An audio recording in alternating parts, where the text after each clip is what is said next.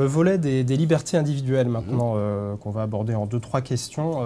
La question des libertés est évidemment posée dès qu'on parle d'améliorer l'efficacité des renseignements, sachant que tout ou partie de ces dispositifs, on l'a dit, ne passe pas forcément devant un juge avant d'être mis en place.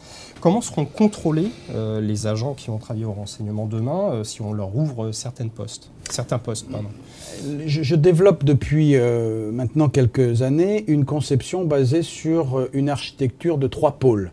Il faut un contrôle hiérarchique. Il faut que le gouvernement contrôle ses services.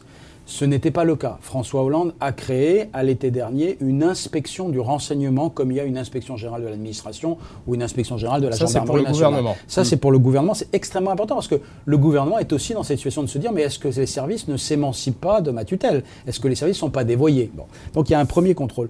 Jean-Marc Ayrault, dans la loi de programmation militaire, a décidé, et le Parlement l'a évidemment accepté et l'a validé, le fait que le Parlement, par le biais de cette délégation parlementaire que vous avez contribué à créer. Voilà, structure qui est composée de 4 députés, de 4 sénateurs, qui, cette année, parce que la fonction est tournante, est présidée par Jean-Pierre Raffarin. Ce Parlement contrôle dorénavant les services, c'est-à-dire que nous nous assurons que l'exécutif utilise bien les moyens. C'est-à-dire que s'il y avait le Rainbow Warrior aujourd'hui, le Parlement prendrait cette affaire et s'intéresserait à la compréhension. Et puis il y a un dernier contrôle qui est à créer, parce que c'est celui-là qui est en réalité le plus crucial, parce qu'il est du quotidien. Le Parlement ne fait pas un contrôle quotidien des services, il intervient de manière sporadique. C'est un contrôle que l'on appelle de légalité et de proportionnalité, c'est-à-dire une structure qui va s'assurer que les moyens sont bien légaux et surtout qu'ils sont proportionnés, c'est-à-dire qu'on n'est pas démesuré dans l'atteinte à la liberté potentielle. Cette structure doit être le fait d'une autorité administrative sur le modèle de la CNIL. Qui donnera des autorisations qui donnera des avis cas par cas, qui vérifiera a priori, qui vérifiera a posteriori, qui sera consulté au moment du renouvellement, qui pourra émettre des avis d'interruption si on constate que les productions... C'est quelqu'un qui sera extrêmement vigilant et c'est la raison pour laquelle il doit être doté de moyens puissants. Parce que si vous avez 6 000 personnes ou 7 000 ou 10 000 personnes qui sont écoutées, ça veut dire qu'il y a un contrôle à faire. C'est-à-dire non seulement de dire, bien sûr, je vous autorise à écouter monsieur, mais surtout à vérifier que le monsieur en question, on l'écoute bien pour ce qui était prévu et qu'on ne s'en sert pas pour faire autre chose. Alors, qui fera ce contrôle? Est-ce qu'il y aura des parlementaires, par exemple? Non, moi je pense que ce n'est pas le rôle des parlementaires. Ce n'est pas la position du gouvernement.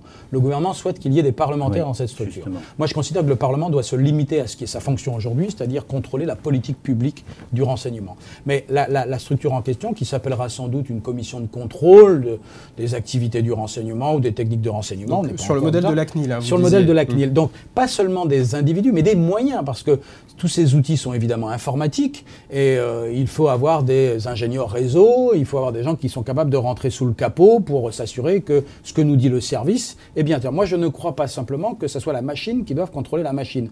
Je pense qu'il faut avoir la capacité de discernement qui est le propre d'un magistrat et je souhaite que ce soit des magistrats qui soient dans l'autorité administrative. Quel recours pour les citoyens alors? Alors, ça c'est quelque chose qui est à créer et qui nous est imposé par la Cour européenne des droits de l'homme. Parce que si le citoyen est évidemment touché dans ses libertés, il doit pouvoir avoir la capacité de contester. Donc il faut construire un recours. C'est pas facile. C'est une écriture qui est compliquée à le faire. Elle existe déjà dans un certain nombre de structures en France. Nous avons tenté de nous en inspirer. Nous sommes au stade du raffinage, du peaufinage. Nous avons des débats encore avec le ministère de l'Intérieur. Nous ne sommes pas tout à fait d'accord sur le rattachement de la structure. Mais en tout cas, nous allons créer un recours pour le citoyen. Oui.